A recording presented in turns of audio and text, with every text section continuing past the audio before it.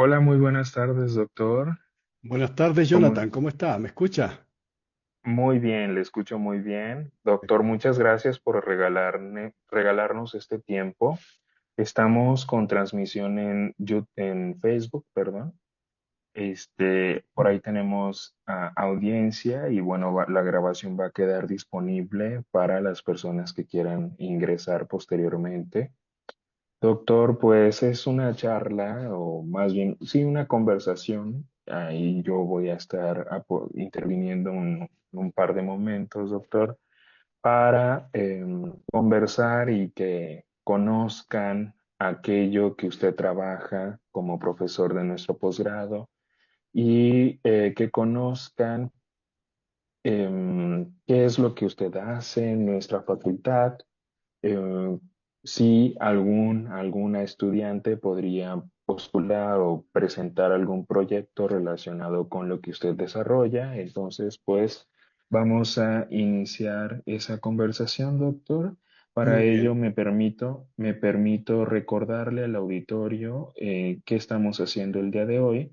Es una jornada de cafés científicos virtuales sobre enseñanza de estudios literarios que estamos desarrollando de hoy martes a este jueves 11 de junio en modalidad virtual y cuyo objetivo es difundir el trabajo que realiza el profesorado de la Maestría en Enseñanza de Estudios Literarios en lenguaje no académico y accesible para la población en general, con especial atención a docentes de literatura, mediadores de lectura, mediadores culturales y aspirantes de nuestro programa. Deben de saber que actualmente contamos con convocatoria al proceso de selección y admisión 2026 para ingresar en enero del 2027. Entonces, doctor, sin más preámbulo, me gustaría presentarle, es el doctor David Miralles, a quien ahora le formulo la pregunta, doctor, ¿qué hace en la UAC y en nuestra facultad? ¿Qué clases imparte en la facultad y con nosotros en la maestría en enseñanza de estudios literarios? Doctor, muchas gracias por estar aquí. Le escuchamos con muchísima atención. Muchísimas gracias, Jonathan. Bueno, yo llevo ya más de 10 años en la facultad, 12 años para ser más precisos. Antes yo estudié mi posgrado, mi maestría y el doctorado en Estados Unidos, en la Universidad de Oregon. Pasé un tiempo allí trabajando en varias universidades. eh, Básicamente en la propia Universidad de Oregon, luego en la Universidad de Dakota del Sur, y pues, terminé mi periplo por Estados Unidos en la Universidad de Villanova en Pensilvania. Y luego, pues había una oferta de trabajo muy tentadora aquí en la UAC, ¿verdad? Y entonces postulé y estoy aquí ya hace 12 años. ¿Qué es lo que yo enseño? Bueno, básicamente mi doctorado es algo que no tiene una fácil traducción en la academia hispana o latinoamericana. Yo soy doctor en Romance Languages, o sea, lenguas románicas. Entonces, cualquiera pensaría que yo soy un experto en lingüística, ¿no? Pero en realidad eso en el mundo anglosajón significa que uno es experto en literaturas en lenguas de origen latino, ¿no? Y yo básicamente soy experto bueno, en literatura en español y en italiano, ¿no?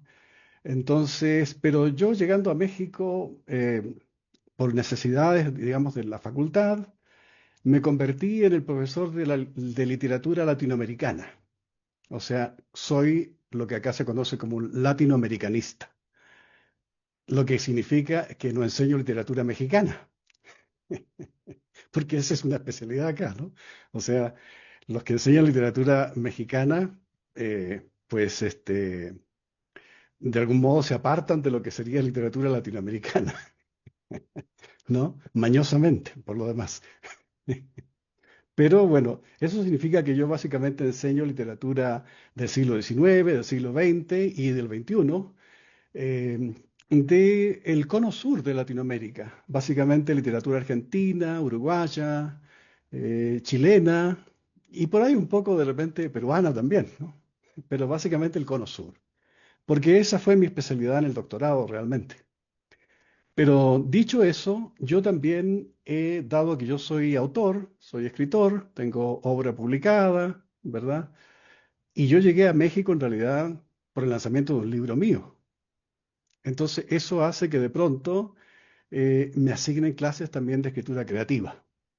Y es una materia que he enseñado con mucho gusto, con mucha alegría en la facultad también, ¿no?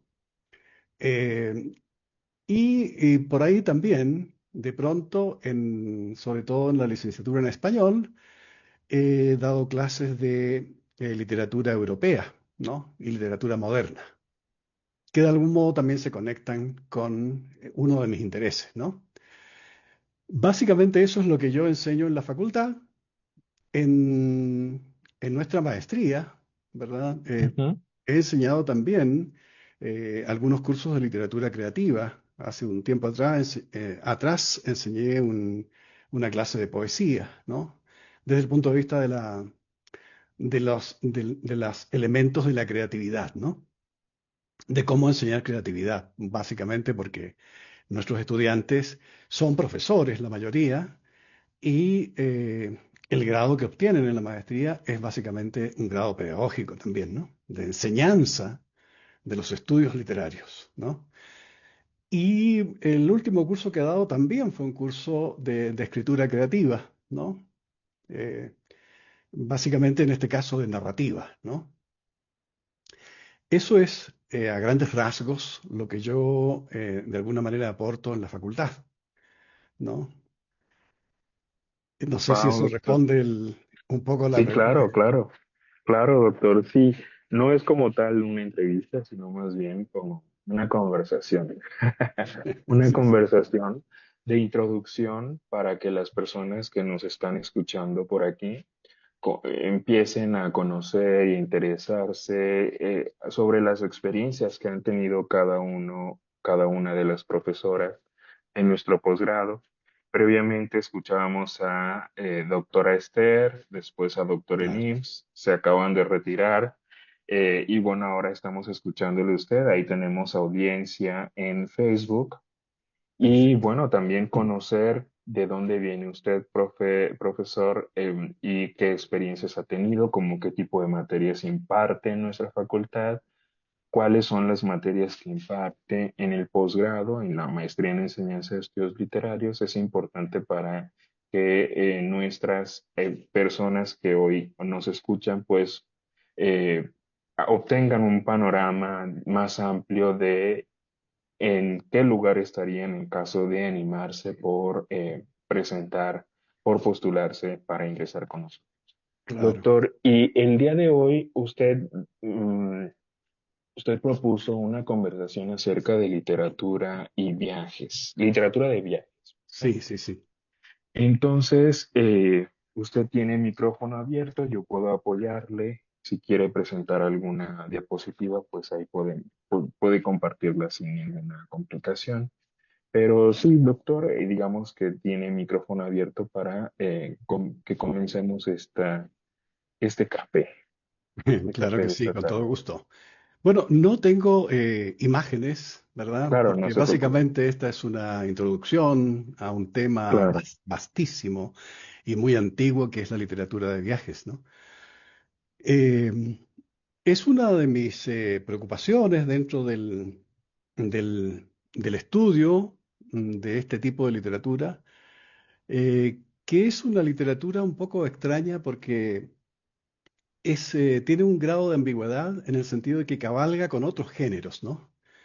Como el documental, ¿verdad? O el texto histórico, el texto autobiográfico. Es decir, la literatura de viajes, de algún modo, se puede clasificar de muchas maneras. La perspectiva de tomarla básicamente como un género, que sería la literatura de viajes, es, digamos, básicamente todo aquel texto que de alguna manera cuente un desplazamiento en el espacio y también en el tiempo, pero también un rasgo que tiene que a menudo lo tienen este tipo de textos, es también el viaje interior, el viaje de autoconocimiento, basándose en el conocimiento de otros espacios, ¿verdad? De otras realidades, de otras culturas.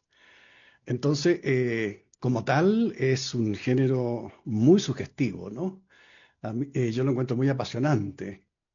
Y en ese sentido, pues hay que decir que este realmente, si uno se pone así, lo pone en perspectiva, es realmente muy antiguo, porque uno podría viajar hasta la antigüedad clásica y considerar, por ejemplo, que uno de los primeros textos de este tipo, de literatura de viaje, es la Odisea de Homero, ¿no? Dado que efectivamente es un viaje, ¿no? El viaje de retorno a Ítaca del héroe, ¿no? De Odiseo. Y lo interesante es que en ese texto tan antiguo, ¿verdad? Reconstruido en el siglo quinto antes de Cristo, pero que se pierde su origen en una literatura hablada, en una literatura oral, ¿verdad? Mm, Se dice que es más o menos del siglo octavo antes de Cristo, en realidad el texto, ¿no? La versión que nosotros conocemos hoy día en las traducciones es una reconstrucción de algún modo que se hace en el siglo quinto. O sea, es una antiguaya. Pero allí, curiosamente, están dados todos los elementos de lo que luego, hasta el día de hoy, va a ser la literatura de viaje. Así que cada vez que yo me toca hacer un seminario sobre esta temática, yo comienzo con este texto tan antiguo, ¿no? Pero bueno, luego han habido muchos tipos, hay distintas clasificaciones que uno puede hacer de la literatura de viaje y de acuerdo a los intereses de cada época, ¿no? Por ejemplo, en la Edad Media hay literatura de viaje más bien ficcional, ¿no? A lugares fantásticos, lugares que realmente eran pura y exclusivamente imaginación, ¿verdad? Porque la literatura medieval, la narrativa más bien, no toda la literatura, pero la narrativa más bien medieval, estaba muy ligada a lo que hoy día ha reflotado como el género de la fantasía, ¿no? De hecho, el texto más apreciado de la literatura castellana, Don Quijote de la Mancha, es justamente un texto que se escribe como contratexto de todo lo que es el texto narrativo, la novela de caballerías, que es la novela de fantasía medieval. Don Quijote es un texto que por lo demás también es un viaje, ¿no? Todos sabemos, ¿verdad? Don Quijote y Sancho Panza salen en busca de aventuras y van desplazándose por distintos lugares de la campiña española. Pero lo interesante de ese texto es que inaugura ya una nueva sensibilidad que es propia de la modernidad ya. Por eso se dice que Don Quijote es la primera novela moderna. Porque si uno lo mira, Don Quijote de la Mancha es el contratexto de la novela de caballerías, ¿no? Está todo al revés. Por lo tanto, es un texto totalmente pragmático, es un texto que considera todo lo que es esta fantasía medieval como una locura, ¿verdad? Entonces, lo que quiero decir es que en cada época del desarrollo más bien occidental, de la cultura occidental, los textos de viaje asumen un carácter propio de la sensibilidad de la época, ¿no? Luego, por ejemplo, en el siglo XIX, los textos de viaje van a ser básicamente textos de descubrimiento de nuevos territorios, ¿no? Y van a ser también textos científicos, como por ejemplo el de Charles Darwin, ¿verdad? El viaje del Beagle, ¿verdad? Que es un viaje de recopilar datos sobre América, básicamente, ¿no? Y también, bueno, Oceanía, pero fundamentalmente de América, ¿no? Ir encuestando animales, plantas e incluso tipos humanos, ¿no? Entonces, queda muy claro que el género de viajes es un género que va mutando de acuerdo a la sensibilidad de cada época, ¿no? Pero dicho esto, una de las cosas tremendamente interesantes, y yo creo que es lo que hoy día nos llama más la atención de ese género, es que el viaje cambia a los protagonistas, ¿no? Piensen ustedes lo siguiente, no sé si ustedes conocen una isla que hay en medio del Pacífico que se llama Rapa Nui o Isla de Pascua, ¿no? Actualmente, donde están estas famosas estatuas, ¿no? Inexplicables para mucha gente, los moais, ¿no?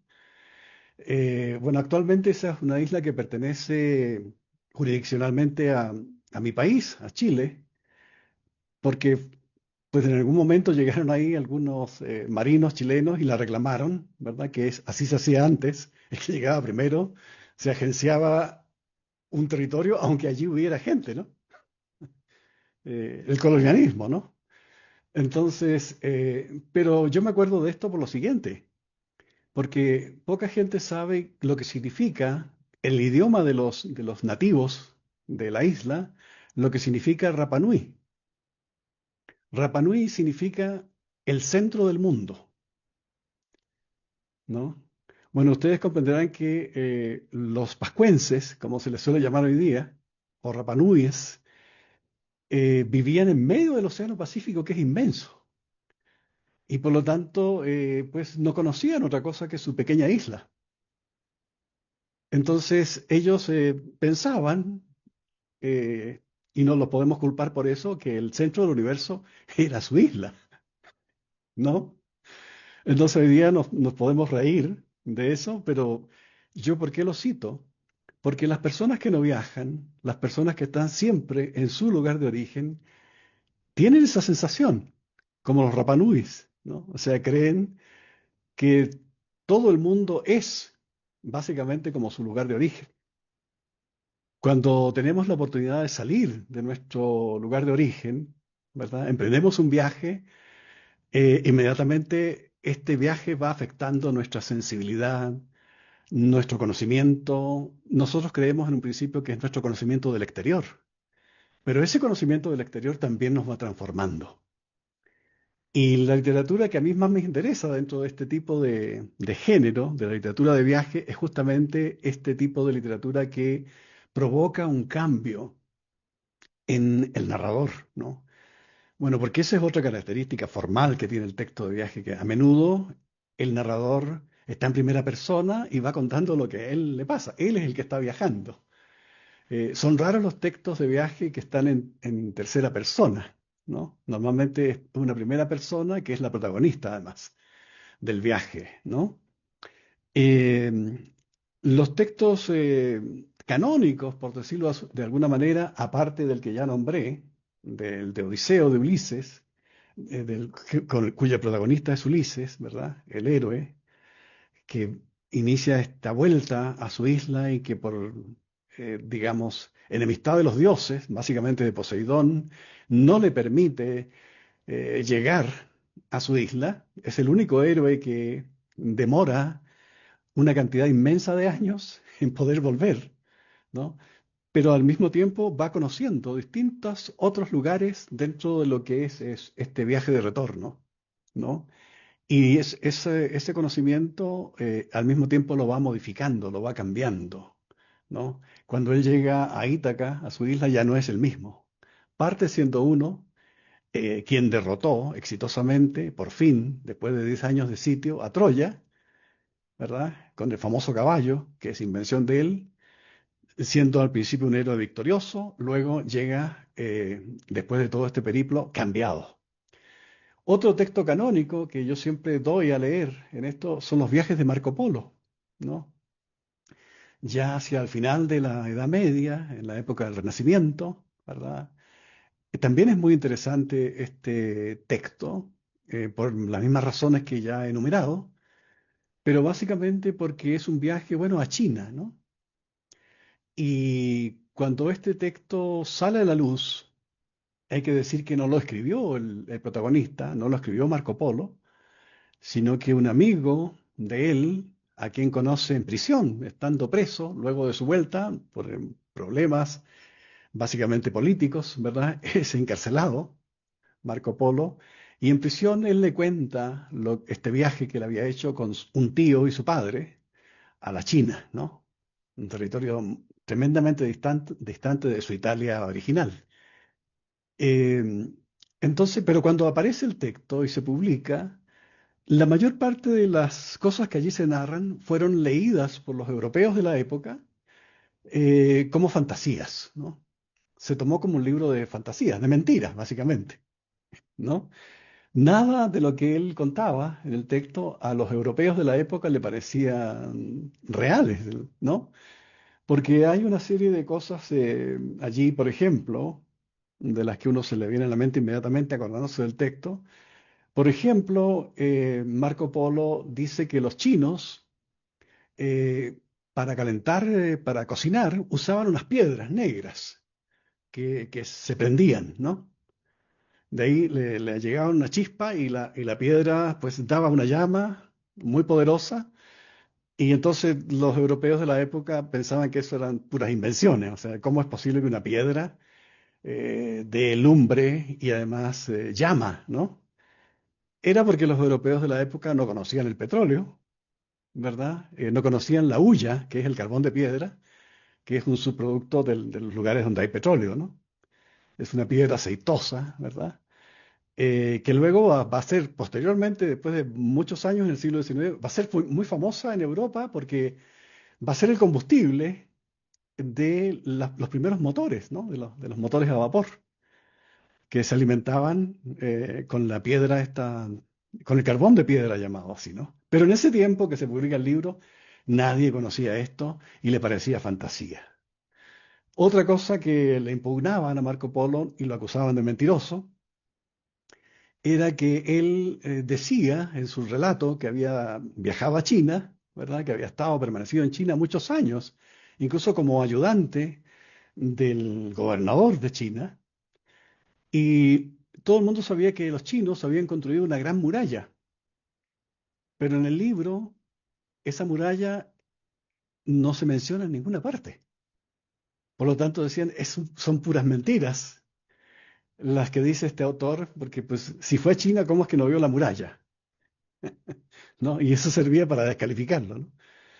Pero lo que los europeos de esa época no sabían es que en realidad China, en el momento que viaja Marco Polo, en realidad está dominada por los mongoles.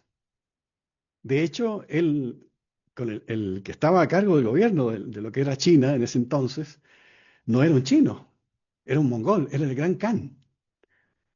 Y con él es el que él tiene tratos y se entrevista. Era la China, era el territorio de la China, pero en realidad el gobernante eran los mongoles. Y lo primero que había, o sea, los chinos construyeron la muralla para evitar la invasión mongola. Pero ¿qué creen? Los mongoles se las arreglaron para igual invadir China y lo primero que hicieron fue destruir todo lo que pudieron la gran muralla china. La que existe hoy día es una reconstrucción, ¿no? Pero en el momento que el libro aparece, esto era la prueba de que Marco Polo estaba mintiendo. De todas maneras, cuando uno lee el libro, uno se da cuenta de las reflexiones del protagonista, ¿verdad? Y cómo él va siempre contrastando la propia realidad europea de su país natal, ¿verdad? De Italia, y esta nueva realidad totalmente desconocida para ellos, que era la China, ¿no? Y así, bueno, la mayor parte de los libros de viaje tienen esa cosa tan extraordinaria, que es la confrontación de la propia cultura del protagonista con la cultura nueva que va de alguna manera viendo y cómo eso de alguna manera, en algunos casos, enoja al protagonista, demerita la cultura por la que está viajando, ¿verdad? Pero en la mayor parte de los casos, en realidad, lo que ocurre es que a veces envidia eso, ¿no? Está modernamente, por ejemplo, el caso de los viajes de europeos, disque muy civilizados, que van, por ejemplo, a algunos lugares remotos, ¿verdad? Al África o a las selvas sudamericanas, qué sé yo. Y entonces, en un principio, probablemente la actitud es de superioridad del protagonista, ¿no? Pero luego terminan asimilando la cultura y, de algún modo, entendiéndola mejor y viendo que lo que ellos creían civilizado, en realidad era lo que ellos creían incivilizado, perdón, era en realidad algo tremendamente sofisticado también. Un ejemplo de esto es Tristes Trópicos del antropólogo, eh, del antropólogo Claude Lévi-Strauss, el francés, ¿no? Que es digamos, un autor clave porque es el que de alguna manera transforma la antropología como ciencia. Y particularmente por este libro, Tristes Trópicos, ¿no? Porque la idea que tiene la antropología estadounidense y europea en general es de que la antropología básicamente es una ciencia para estudiar cómo éramos en el pasado los humanos blancos civilizados, ¿no? Y entonces ellos, bueno, están muy bien porque todavía existen pueblos que viven en la prehistoria. ¿Dónde estaban estos pueblos?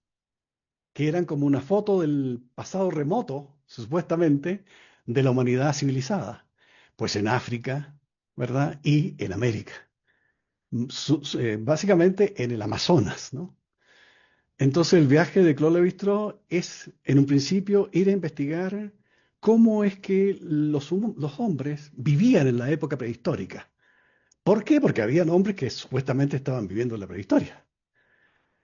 Pero lo interesante de este libro de viaje, que al mismo tiempo es un libro científico, ¿verdad? De antropología, de investigación de campo, es que la gran sorpresa de Claude Lévi-Strauss al estudiar las estructuras del parentesco, de las tribus nativas en el Amazonas, es que poco a poco se va dando cuenta que son culturas altamente sofisticadas, que en realidad no son hombres primitivos, simplemente son humanos que viven de una manera completamente diferente, pero eso no significa que no tengan tecnología. Por ejemplo, son muy, de las cosas que me acuerdo, es un libro que leí hace mucho tiempo, aunque es un libro muy, muy importante. eh, por ejemplo, de pronto los ayudantes de Claude Lévi-Strauss, franceses, qué sé yo, querían, por ejemplo, se les antojaba comer pescado fresco y en la selva habían lagunas, ¿verdad? Y entonces ellos, ¿qué hacían? Ponían sus lienzas con sus anzuelos, ¿verdad? Y esperaban a que los peces picaran. Y de pronto los peces nunca picaban, ¿no? Entonces rara vez agarraban un pescadito y de pronto vieron que sus porteadores nativos, indios de la selva, los miraban así con una sonrisita, como riéndose de ellos, ¿no? Así como diciendo que qué estúpido, qué mensos son estos europeos, estos blancos, que no saben cómo pescar, ¿no? Y entonces de pronto alguien le dice, bueno, ¿y cómo lo hacemos entonces? Y entonces uno de los nativos va, abre una bolsita de cuero que llevaba, saca unos polvitos, lo tira en la laguna, ¿verdad? Y al cabo de unos minutos, todos los peces que estaban en la laguna están panza arriba. Y él simplemente los agarra con la mano, ¿verdad? Y tienen todo el pescado que necesitan, ¿no? ¿No?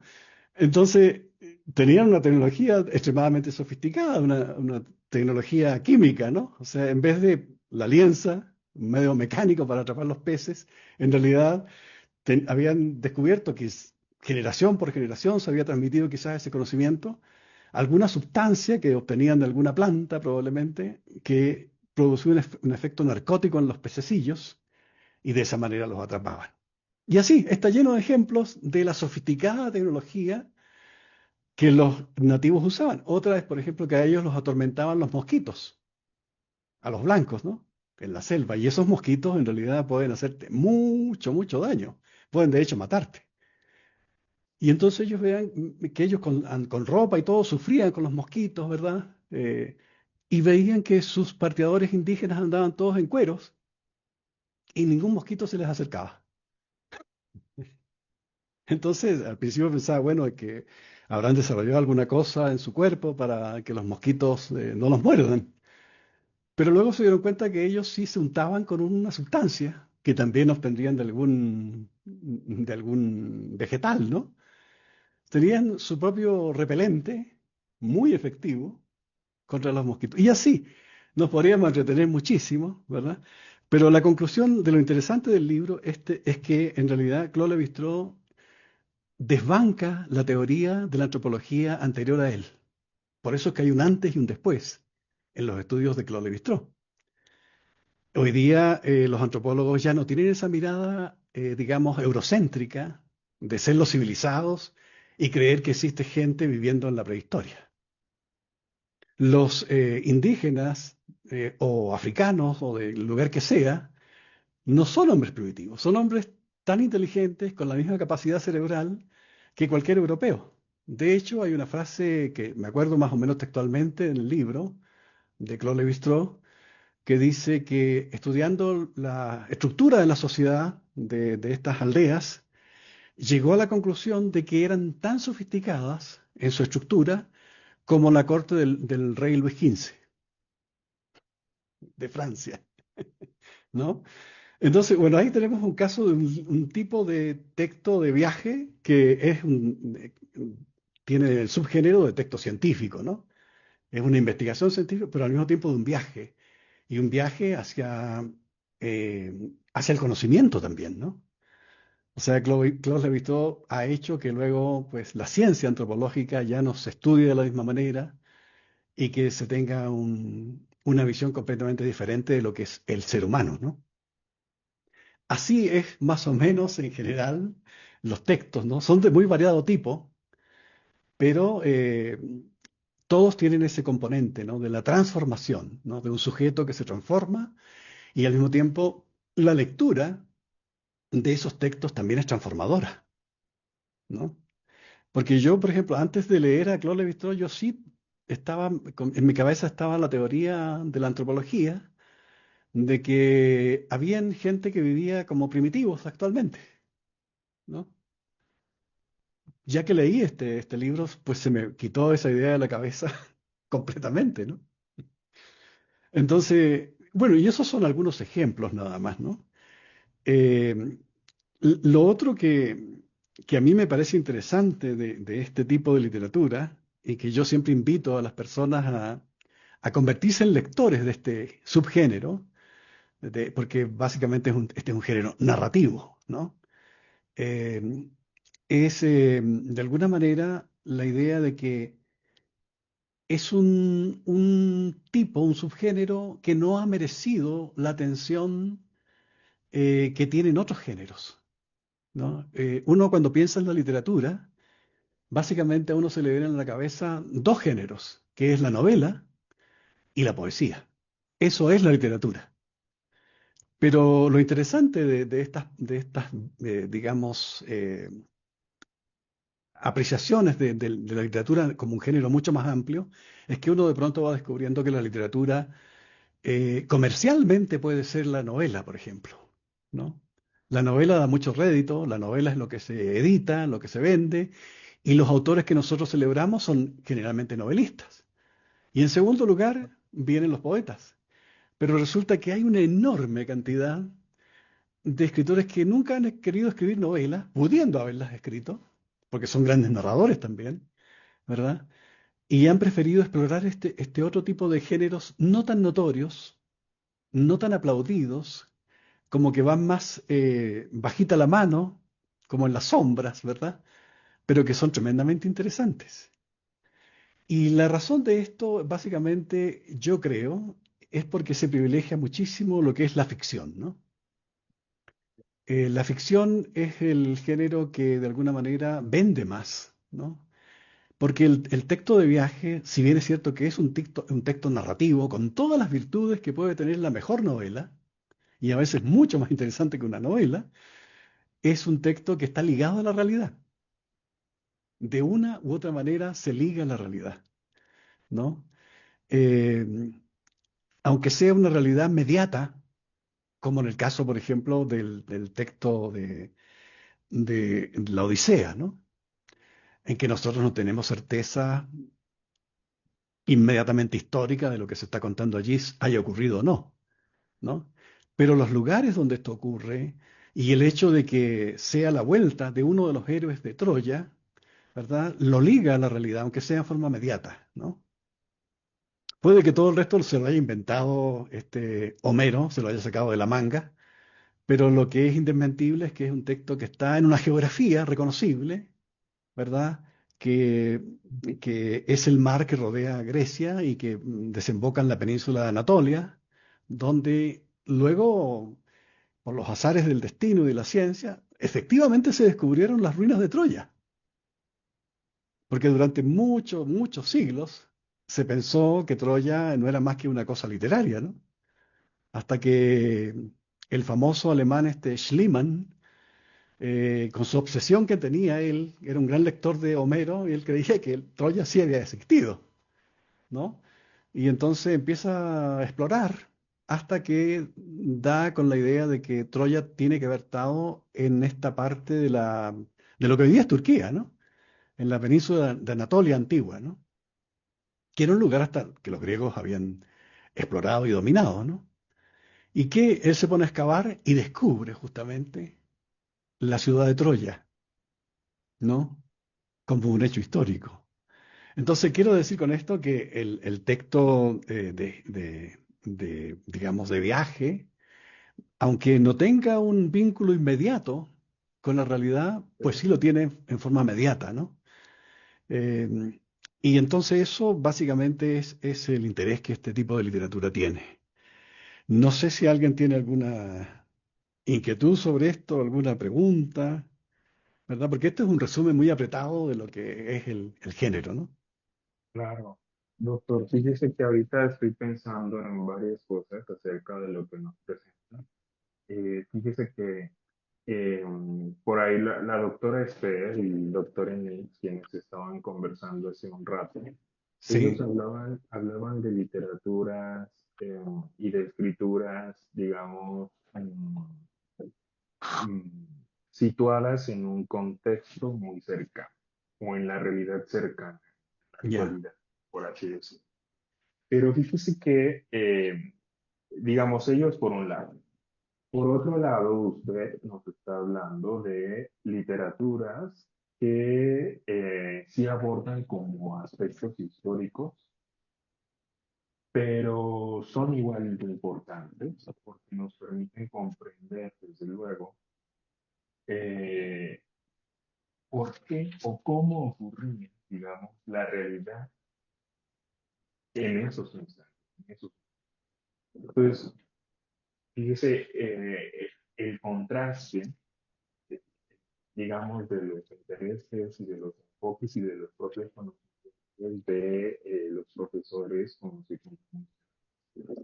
Eso es algo que yo quiero destacar porque hemos venido hablando de eso, de que somos múltiples perfiles que abordamos el fenómeno literario desde múltiples facetas, desde múltiples perfiles, y creo que eso le aporta mucha riqueza a lo que hacemos de manera general en nuestra facultad. Eh, Eso es como una pequeña intervención que yo quería hacer, doctor. Es desde luego muy, muy interesante. Y fíjese que yo también he venido hablando en estas conversaciones que estamos teniendo con los profesores, de que este tipo de ejercicios nos permiten incluso conocernos un poco más.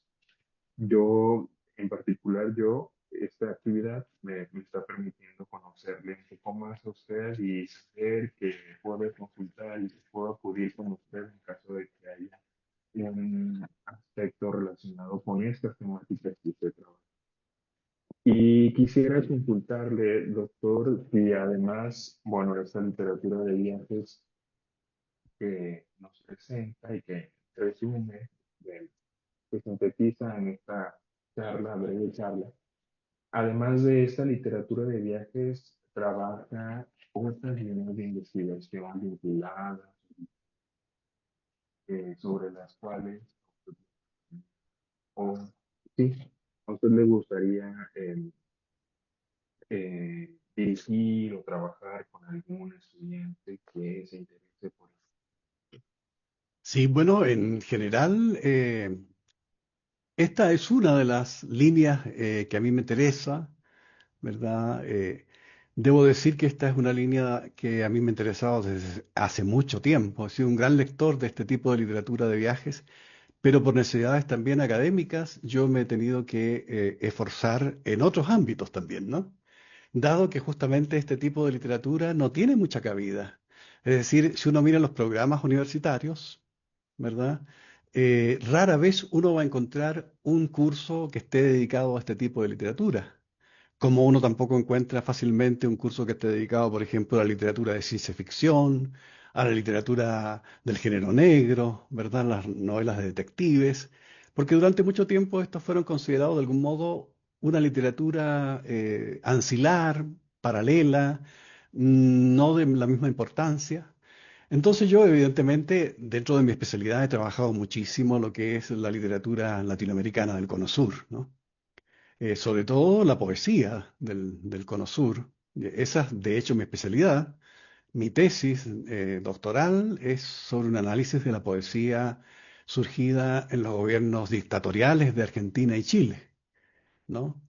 Entonces, allí ese es un mundo riquísimo también, porque durante las dictaduras del Cono Sur, eh, digamos, surgen manifestaciones culturales, no solamente literarias, sino que también de teatro, incluso de cine, que son todas clandestinas. La marca, el sello de esos 10 o más años, de 17 años en el caso de Chile, 10 años en el caso de Argentina, de la dictadura, es que la manifestación de la cultura es algo prohibido, ¿no? O sea, está absolutamente prohibido todo eso, pero eso no evita que se produzca. Entonces, gran parte de los textos literarios que surgen en el tiempo de la dictadura chilena o argentina son textos que circulan de mano en mano, editados en forma muy precaria, y hoy día son obras maestras, ¿no? Luego que regresa la democracia, pues todo esto se rescata, ¿verdad? Pero lo interesante de este fenómeno es este carácter clandestino, este carácter subterráneo, soterrado de la cultura. Cómo no, a pesar de la represión, no muere esa literatura, ¿no? Pero al mismo tiempo se produce la dictadura como fenómeno, digamos, cultural, de cierre de las manifestaciones culturales, produce un fenómeno que en el caso de la literatura chilena es una atomización de distintos tipos de poesía e interrumpe una larga tradición que venía de sustitución de una estética por otra, ¿no? O sea, las estéticas, digamos, surgían durante un tiempo en una generación literaria, tenían una vida, qué sé yo, de una vida humana, unos 60 años, luego venía un recambio y así como ordenadamente se iban sustituyendo, surgiendo nuevos tipos de literatura, pero en forma como bastante ordenada. Lo que sucede durante la dictadura, producto del control y de la prohibición de la publicación, en Chile y en Argentina no se podían publicar cosas, ¿no? Habían algunos medios que se publicaban, pero con permiso, con la censura. Habían censores militares de inteligencia que todos los días leían los diarios, por ejemplo, antes de que aparecieran, y a veces sucedió que aparecían diarios con el puro título y con todo censurado. Lo único que traían era una cosa así, una franja que decía censurado, censurado, censurado. Y yo mismo soy dueño de algunas revistas que salieron así, porque yo dije, no me van a creer mis nietos de que esto alguna vez pasó, ¿no? Y la gente la compraba igual, como si estuviera llena de noticias o de información. La compraban básicamente porque entendían que de esa manera apoyaban a estos periodistas que se jugaban la vida haciendo eso, ¿no? Pero bueno, esa censura extrema determinó que surgieran como muchos tipos diferentes de literaturas, como subgéneros diferentes. Entonces, por ejemplo, en el caso de la poesía en Chile surge un género que es el género de la poesía testimonial, ¿no? Que solamente tiene un equivalente en la Europa, en Italia concretamente, durante la guerra, por parte de la disidencia italiana que no estuvo a favor de la guerra, digamos, de los que se oponían a Mussolini. Entonces ahí surge en la literatura italiana una poesía que se llama poesía de la testimonianza, ¿no? O sea, poesía de testimonio. Es el único paralelo que yo encontré cuando estaba escribiendo mi tesis, ¿no?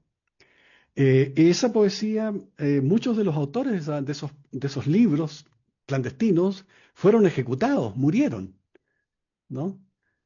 Pero se quedaron sus textos, ¿no? Que son muy crudos, algunos, eh, Hay otros textos que no pudieron aparecer. De hecho, en Chile hay uno de los más famosos que se llama Cartas de Prisionero. De hecho, apareció publicado en México. No porque el autor hubiera venido a México, sino que por alguna razón se las arreglaron para que el texto fuera publicado en México, ¿no? La primera edición no es chilena, sino que es mexicana. Pero bueno, luego también hay un tipo de poesía experimental, profundamente experimental, ¿no? Ininteligible para los censores, ¿no? Los censores leían estas cosas tan experimentales y probablemente no entendían ni papa y quedaban Claro. desconcertados y por lo tanto las prohibían, porque no vaya a ser que sean mensajes en clave de la resistencia, ¿verdad? Así que como no las entendían, las prohibían, just in case. Y así, Sí, bueno, hay como 8 o 9 tipos diferentes de poesía que surgen en ese contexto, ¿no? Y eso es como digamos, la política, digamos, o los avatares de la política, en este caso una dictadura, puede influir en el desarrollo de una cultura literaria, ¿no? fíjate qué interesante resulta escuchar estas cosas que nos conversa el día de hoy, profesor, porque de pronto podríamos pensar, como usted lo mismo lo postulaba, que bueno, literatura de viajes y puntos suspensivos, ¿no? Pero fíjese que de alguna u otra manera, este subgénero que ¿no? El fondo de él representa desde los ojos con los que lo observo en este momento, representa un tipo de literatura que se desarrolló al margen, digamos, al margen Claro. de lo que podía publicarse, Ujú. de lo que podía hablarse o no, y también, digamos, de alguna manera a la sombra de lo que siempre ha sido más apoyado, publicado o legitimado como literatura, ¿no? Que ya decía usted que lo relacionado con las novelas o poesías. Y yo pensaba en otro tipo de textos o de escrituras, por ejemplo, como los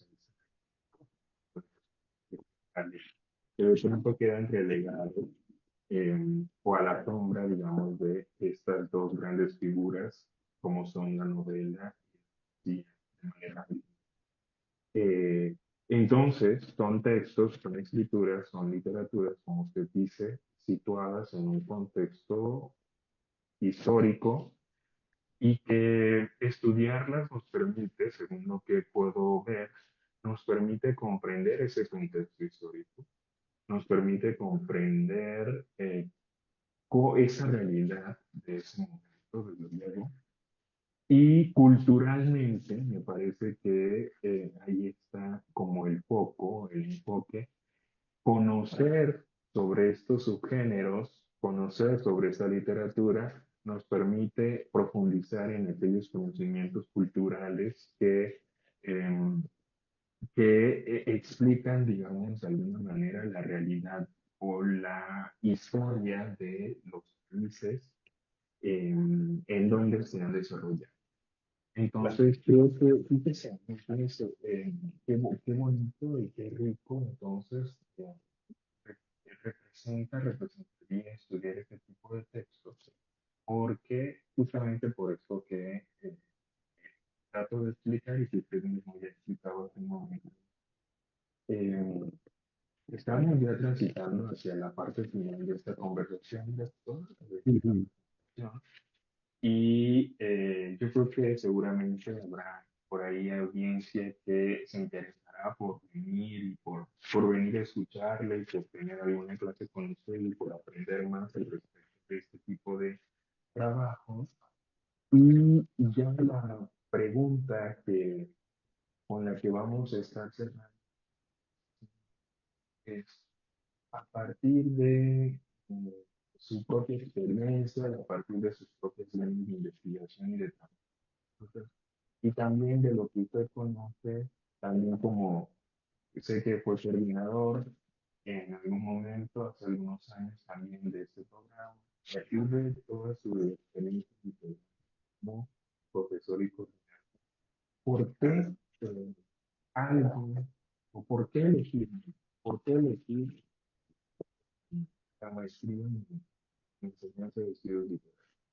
¿Por qué, cómo convencemos a las personas de postularse con nosotros y nosotros?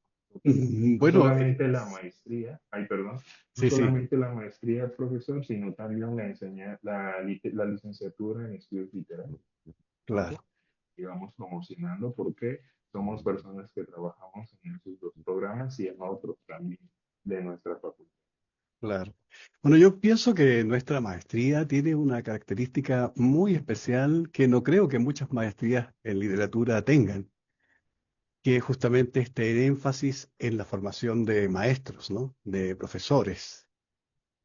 Y yo a eso le tengo un cariño muy, muy especial, porque yo cuando egresé de la licenciatura en Filosofía y Letras en la Universidad Austral de Chile, yo en realidad no pensé inmediatamente en hacer una maestría o un doctorado.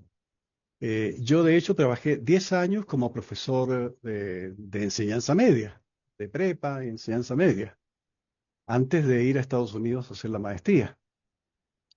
Eh, yo me hice como profesor, me transformé realmente en un profesor en ese contexto, siendo profesor de secundaria, ¿no? Y yo sé lo que es hacer clase en un contexto como ese. Además, en mi caso, yo los 10 años hice clase en un colegio nocturno, ¿no? Es decir, de adultos que no habían terminado en forma regular su educación.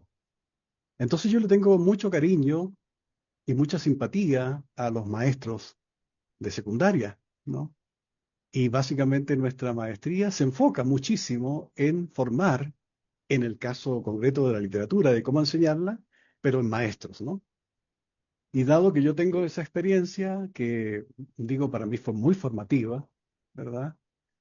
Yo siempre que enfrento una situación difícil, por ejemplo, como maestro en un aula, siempre me acuerdo que yo ya las pasé todas cuando era profesor de personas que a veces me doblaban la edad, ¿no? Yo era un jovenzuelo en ese momento y mis estudiantes eran unos señores que eran cuarentones, cincuentones, hasta abuelitas tenía a veces en mis clases, ¿no? Y me ponían a veces en grandes aprietos, ¿no? Pero yo entonces ahí me fogué, aprendí y sé lo que es hacer clase en un salón como profesor de secundaria. Y aparte, en el caso también de los chicos que no son adultos, como en mi caso concreto, son gente difícil de tratar, ¿no? Están en una Claro, edad muy difícil, entonces necesitan mucho estímulo. Y creo que nuestra maestría pues se enfoca muchísimo en entregar herramientas como para que uno pueda hacer una clase de literatura en algo realmente muy atractivo, ¿no? La clase que hice yo el semestre anterior en la maestría justamente fue una clase de cómo enseñar a crear historias, cómo enseñar a crear cuentos, ¿no? El método fue un método, digamos, de lectura de distintos tipos de estéticas. Cada cuento representaba, que leímos en la clase, representaba una estética diferente. Estudiar la estética, pero al mismo tiempo tratar de extraer herramientas para uno mismo poder escribir un cuento, ¿no?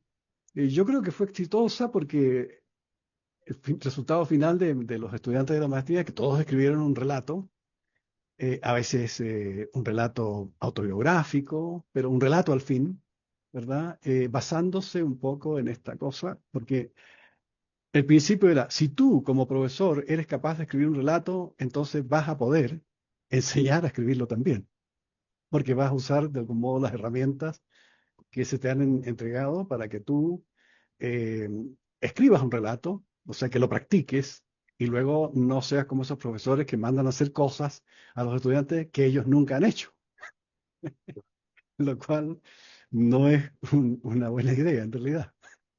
claro. Fíjate que ahorita que mencionaba a los adultos, de pronto es algo que queda como por observar. Yo veo que si muchas de las tesis que desarrollamos aquí en nuestro programa, también que se desarrollan en otros programas, se enfocan casi siempre en etapas escolares o en adultos jóvenes, pero de pronto resulta también importante, me parece, atender a comunidades más adultas que creo que me parece que tienen también muchas cosas por contar y también son, digamos, de alguna manera, también tienen el derecho a recibir educación literaria, me parece, porque eso es lo que podemos Claro. trabajar, digo yo a nivel personal, pero podemos trabajarlo ahí en la maestría. Y bueno, doctor, tenemos que ir cerrando esta Sí. conversación. Yo le agradezco muchísimo, doctor, que nos No, al ofreció contrario, gracias a es- ustedes, ¿no?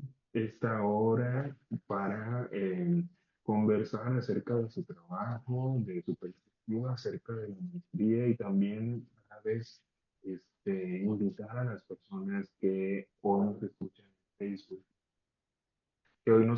en Facebook, y que eventualmente también vamos a subir estos videos a YouTube, este, para que se postulen y vengan a estudiar con nosotros en la maestría en estudios literarios y también en la licenciatura